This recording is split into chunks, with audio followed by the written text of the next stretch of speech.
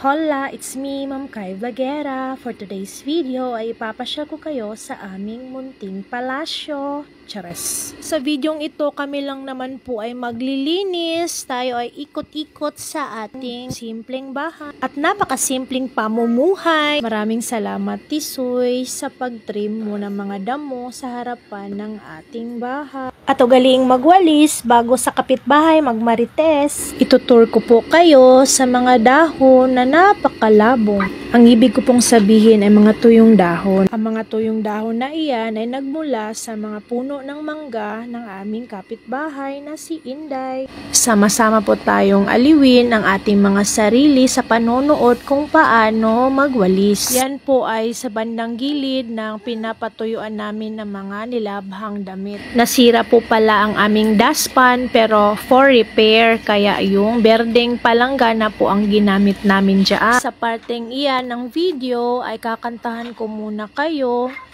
sapagkat nagwalis lang naman po kami dyan ng dahan-dahan. Sana po ay walang iwanan. Watch nyo po hanggang dulo. At sa pagkanta ay magsisimula na po ako. Pasensya na po sa boses ko. Pero bago ang lahat, shoutout po pala kay Jo Marie at Kalika sa pagtulong sa pagwawalis para ang aming kapaligiran ay malinis. Honestly, saglit lang po pala ang aking pagkanta.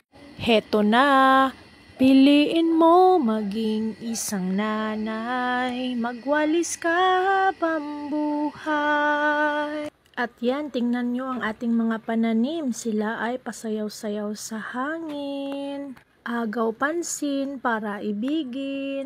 Payo ko po sa inyo kung masakit po ang inyong ulo o inyong katawan, tingin-tingin lang po sa mga kulay green gaya ng inyong mga pananim. Sigurado ako, gagaan ang inyong feeling. Yun po kasi ang sabi ni Mama na ang kulay green o berde ay nagpapagaan ng damdamin. Ito ay may mga katangian na nagpapagaan ng ating mabibigat na dalahin. Sa ibang salita, nagpapakalma ng ating mga damdamin. Flex ko po pala ang ginawang screen gate ng aking papa. Shout out Papa Bubay. Tour ko po kayo dito, namulaklak na po ang ating tambis or sweet apple sa Ingles. At may tinda po palang maraming isda si Auntie Paning, kaya bumili po si Ma'am Kai Vlogera ng bali 150 pesos na matambaka. Fresh na fresh. Mula sa kanyang napakalawak na palaisdaan dito sa aming lugar. Salamat Tisoy sa pag-trim ng mga grasses. At dito na naman tayo sa banding portion beside our container garden. Tingin-tingin sa mga kulay green para gaan ng feeling. So nainip ako kahit nabigatan ako sa baby ko. Tuloy pa rin sa pagbubunot ng mga damo para masaya naman ang mga mapayat na sibuyas ko. Sabi ko kay Casey, pause muna ang video. Fast forward, flex po natin ating mga fresh pechay from the garden. Napakasaya po sa feeling. At yan, naluto na po ng maaga ang ating tanghalian. Isda with fresh pechay from the garden. Ang saya-saya, diba?